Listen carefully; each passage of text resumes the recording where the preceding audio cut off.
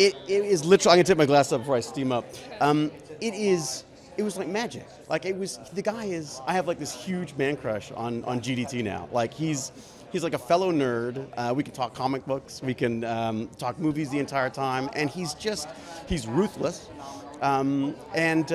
He's literally magical. Like the experience was unbelievable. And I play this rather unfortunate little fellow called Fleming who really just gets everything wrong. So, yeah. Well, Michael Shannon is terrifying. I think I got like 3 words out of him the entire time. So I think he loves me. I think that's what it comes down to. I think the fact that I got a word out of him was, no, he was like, Guillermo would come up and giggle every so often. He'd come in and say like, you are so funny trying to make him talk. It's never going to happen. It is the most, I read the script and the only thing I could think of was just how it's just about a bunch of misfits like banding together to become and do what they love. And what a better way of explaining the movie making process. It's like a romance and a beautiful love story. Well, it is, and I think it's almost like Guillermo's love story to the cinema. I mean, like we live in an age where this is rare. I mean, you don't see stuff in theaters anymore. The play of light on a screen and stuff just doesn't happen the way it used to. And you can see him, his eyes light up. It's just, he's fabulous. Yeah. Thank you. Yeah, how does a fishman get to film? Well, first of all, Guillermo del Toro says, do you want to play a fishman? And I say yes, because I say it's my 6th movie with him, so I always say yes, and he knows that. The process was he enlisted the art of a fine artist named Mike Hill to create the look and colors and shapes for this Gill man. And so he's a fine artist that's never done movies before, so Mike Hill was one of my lead makeup artists as a sculptor and painter. So it was about maybe 3 hours from head to toe transformation.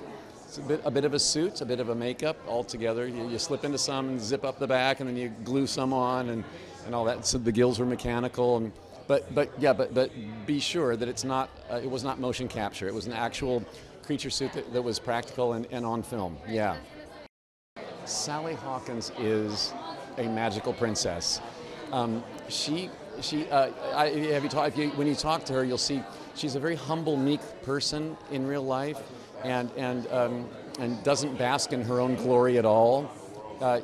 So something very real comes out of her when the camera rolls. I can't even explain. She's very easy to fall in love with on film. Yeah.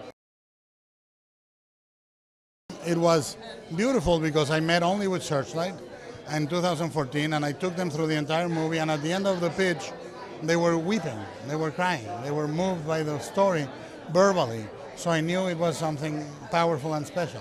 Yeah, I mean, I think that the 50% of the director's work with actors is casting.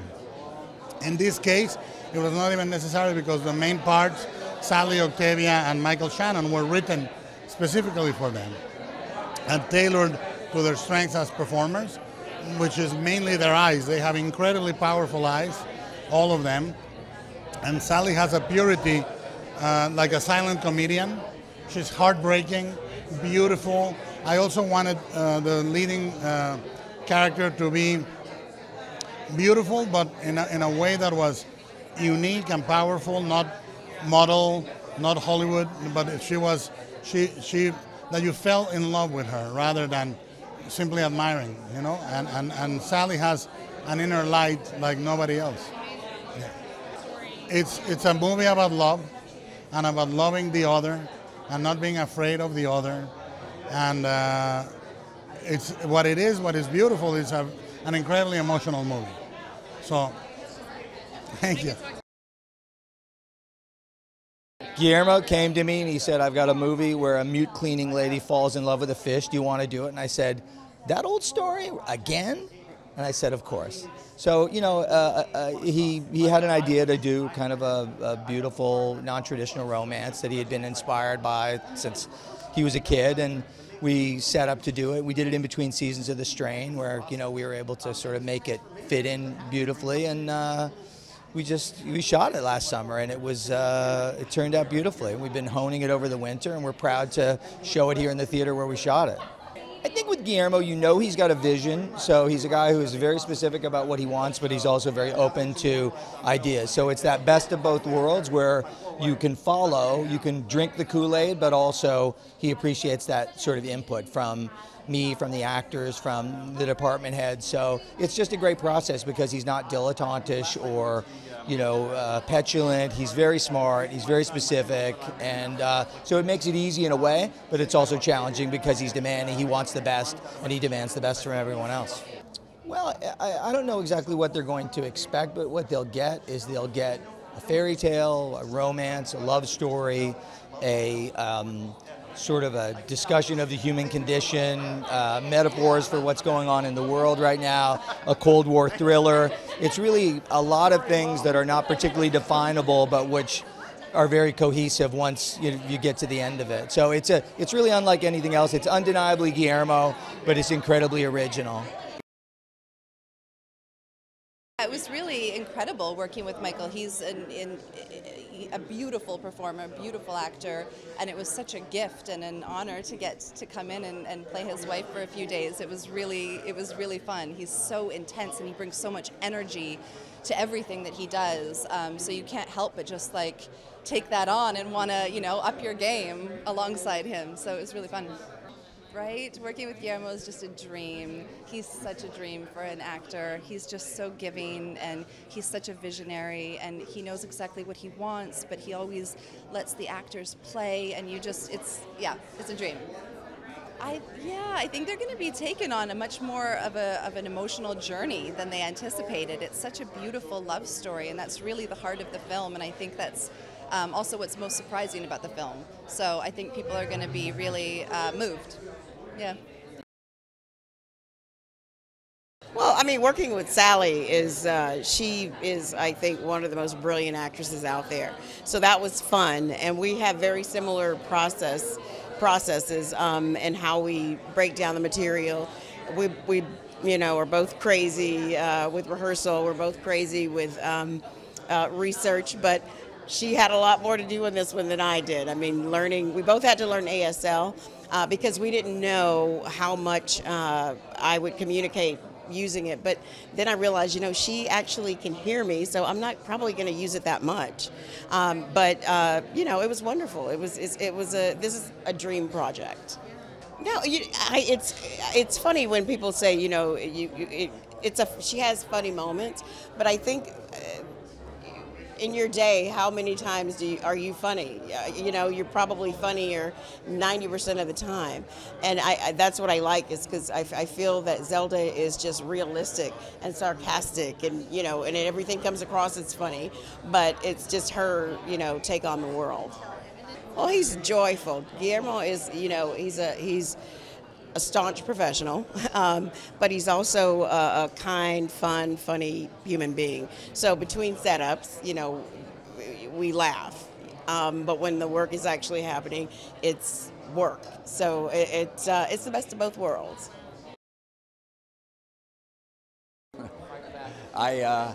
First we became friends instantly. We had about a week of rehearsal. We became friends so quickly that it helped cement the relationship and made the filming was just easy. It was just easy because I love her, and she was just a joy to work with. So it was fun. He thinks in film language. He speaks film language. He directs in film language. He uses film, I think, the way it should be used, and it's rare. And he's brilliant. Yeah. Well, he sent me the script, and I think the trailer kind of, you see what it's like. It's an impossible thing that becomes possible, and not only possible, you root for it to happen, and it's incredible. How he did it, I don't know. I was just there. I have no idea. It's a real honor. It really is. I mean, I can't quite believe I'm here. I'm still here, and I don't know if I'm asleep or awake. So yeah, it's always felt like that. How you got into the character and the process?